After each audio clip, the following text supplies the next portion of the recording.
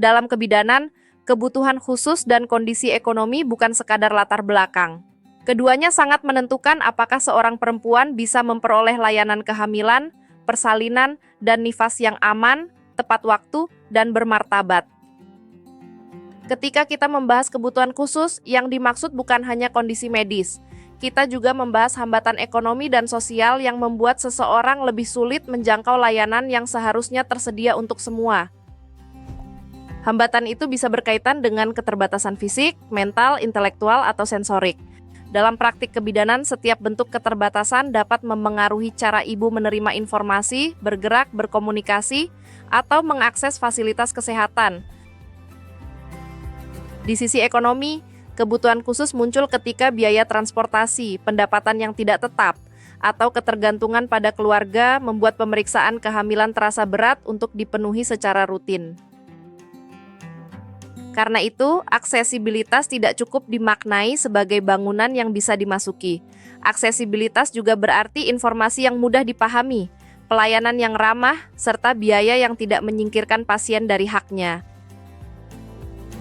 Inklusi sosial ekonomi berarti perempuan dengan disabilitas atau kondisi rentan tidak hanya hadir sebagai penerima layanan, tetapi benar-benar dapat menggunakan layanan itu dengan aman dan setara.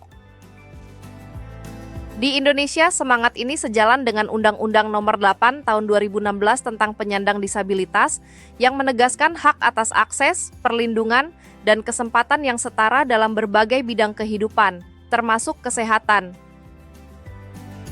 Saat ekonomi melemah, kelompok berkebutuhan khusus biasanya terdampak lebih dulu dan pulih paling akhir.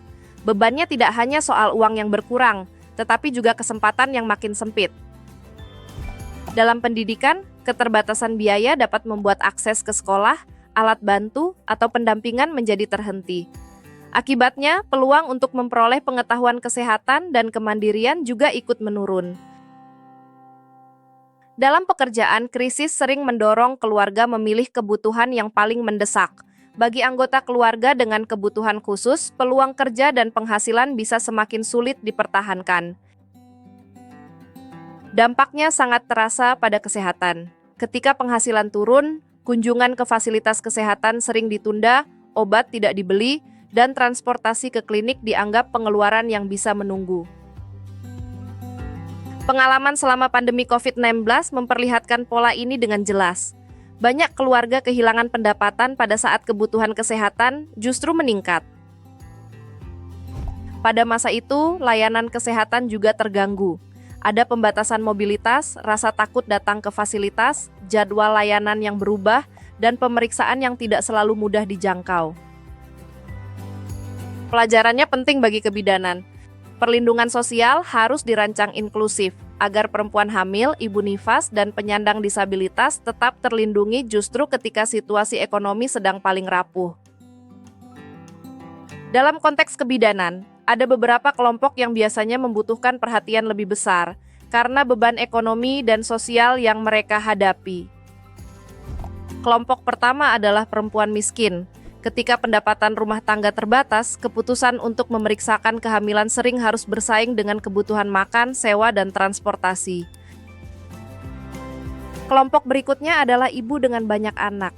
Waktu, tenaga, dan biaya perawatan keluarga yang besar dapat membuat kebutuhan kesehatan ibu sendiri justru tertunda. Perempuan lansia juga dapat berada dalam posisi rentan, terutama ketika menghadapi keterbatasan fisik, penyakit penyerta, atau ketergantungan ekonomi pada anggota keluarga lain. Penyandang disabilitas membutuhkan perhatian khusus karena hambatannya sering berlapis, bukan hanya biaya tetapi juga akses bangunan, komunikasi, stigma, dan pendampingan yang sesuai. Semua kondisi ini berdampak langsung pada akses layanan reproduksi.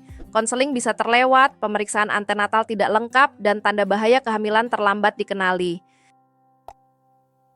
Pada akhirnya, kerentanan ekonomi dapat menurunkan peluang ibu untuk menjalani kehamilan dan persalinan yang aman. Itulah sebabnya layanan kebidanan harus aktif menjangkau, bukan hanya menunggu pasien datang. Salah satu tantangan paling nyata dalam pelayanan kebidanan adalah biaya. Bagi banyak keluarga, persalinan bukan hanya peristiwa kesehatan, tetapi juga keputusan finansial yang sangat besar. Biaya bisa muncul sejak awal, mulai dari transportasi, pemeriksaan kehamilan, obat, pemeriksaan penunjang, hingga kebutuhan persalinan dan kontrol setelah melahirkan. Besarnya, pengeluaran tentu berbeda menurut tempat dan kondisi klinis. Karena itu, lebih aman dipahami sebagai rangkaian biaya yang dapat menumpuk, bukan satu angka tunggal yang berlaku untuk semua pasien. Masalah berikutnya adalah akses ke layanan berkualitas. Di beberapa wilayah, fasilitas mungkin ada, tetapi jaraknya jauh, tenaga terbatas, atau rujukan sulit dijangkau tepat waktu. Pendapatan rendah juga berkaitan dengan risiko kekurangan energi kronis atau KEK pada ibu hamil. Ketika makanan bergizi sulit dipenuhi terus-menerus, kondisi ibu dan janin sama-sama bisa terpengaruh. KEK bukan hanya soal berat badan atau ukuran lengan. Di balik itu, ada kelelahan, daya tahan tubuh yang menurun, dan kehamilan yang berjalan dengan cadangan gizi yang tidak cukup aman. Jadi saat kita membahas kualitas layanan kebidanan, kita tidak bisa memisahkannya dari kondisi ekonomi keluarga. Kemampuan membayar sangat sering menentukan cepat lambatnya ibu mendapatkan pertolongan.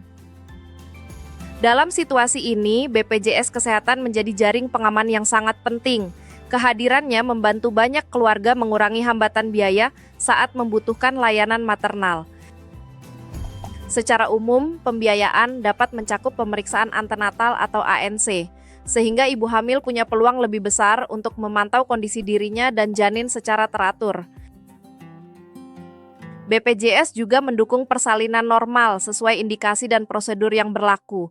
Ini penting karena persalinan aman seharusnya tidak bergantung pada kemampuan keluarga membayar tunai saat itu juga. Setelah persalinan, pelayanan pasca persalinan tetap diperlukan. Masa nifas sering dianggap selesai terlalu cepat, padahal pemantauan ibu dan bayi tetap sangat menentukan keselamatan dan pemulihan. Layanan keluarga berencana juga menjadi bagian penting karena kesehatan reproduksi tidak berhenti setelah bayi lahir. Perencanaan yang baik membantu ibu menjaga jarak kehamilan dan kesehatannya. Namun kita juga perlu jujur bahwa tidak semua kebutuhan selesai hanya dengan adanya jaminan pembiayaan dasar. Kasus komplikasi, kebutuhan alat bantu tertentu, atau hambatan akses lapangan bisa tetap menuntut dukungan tambahan. Karena itu, efektivitas BPJS sangat bergantung pada edukasi pasien, kelengkapan administrasi, sistem rujukan yang berjalan, dan koordinasi antar petugas agar ibu tidak berhenti di tengah proses layanan. Di lapangan, bidan sering menjadi tenaga kesehatan yang paling dekat dengan ibu hamil dan keluarganya. Kedekatan ini membuat peran bidan sangat menentukan dalam menjangkau kelompok rentan. Bidan dapat membantu menghadirkan layanan persalinan yang lebih terjangkau melalui pemanfaatan fasilitas primer, jejaring rujukan, dan pendampingan yang sesuai dengan kemampuan keluarga. Peran berikutnya adalah menjaga agar pelayanan tetap aman. Keterjangkauan tidak boleh berarti menurunkan mutu, karena ibu dari keluarga miskin tetap berhak atas standar keselamatan yang sama. Bidan juga perlu memahami alur pembiayaan yang dibantu BPJS, lalu menjelaskannya dengan bahasa yang sederhana. Banyak masalah terjadi bukan karena layanan tidak ada, tetapi karena prosedurnya tidak dipahami.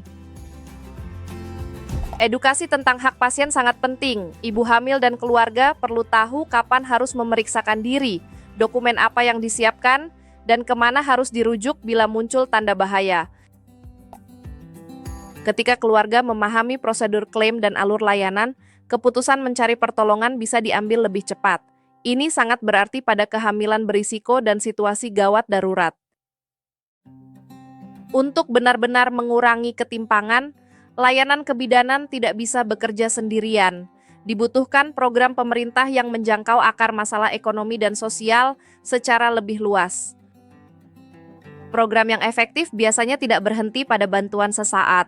Ia perlu tepat sasaran, menghormati hak penerima, dan mendukung keberlanjutan hidup keluarga dalam jangka panjang. Kemitraan lintas sektor sangat penting di sini. Kesehatan, pendidikan, perlindungan sosial, transportasi, dan pemberdayaan ekonomi perlu bergerak dalam arah yang sama. Pendekatan berbasis hak membantu kita mengingat bahwa kelompok rentan bukan objek belas kasihan. Mereka adalah warga yang memiliki hak untuk tumbuh, bekerja, sehat, dan melahirkan dengan aman.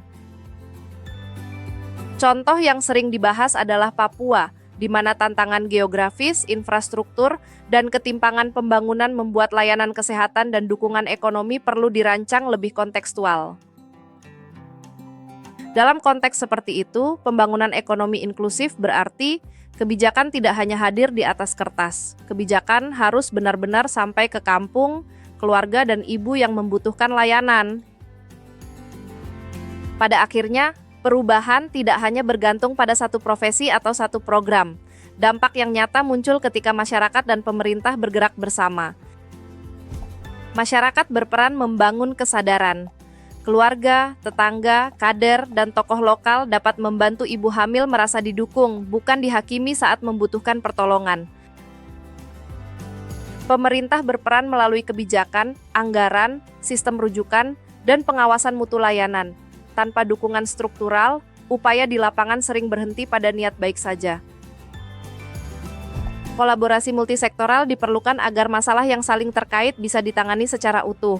Hambatan ekonomi, disabilitas, gizi, transportasi, dan edukasi tidak bisa diselesaikan secara terpisah.